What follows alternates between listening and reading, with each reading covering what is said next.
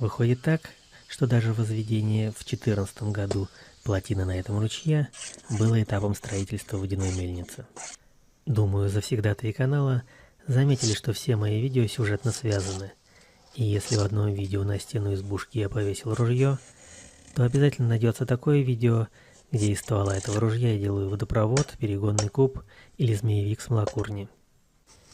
Конечно, я нарисовал парочку эскизов будущего колеса, прикинул в уме доступные материалы, сообразил, какие в лесу инструменты мне понадобятся, какие инструменты и материалы у меня уже есть в непосредственном доступе у избы, и какие детали лучше изготовить дома в мастерской.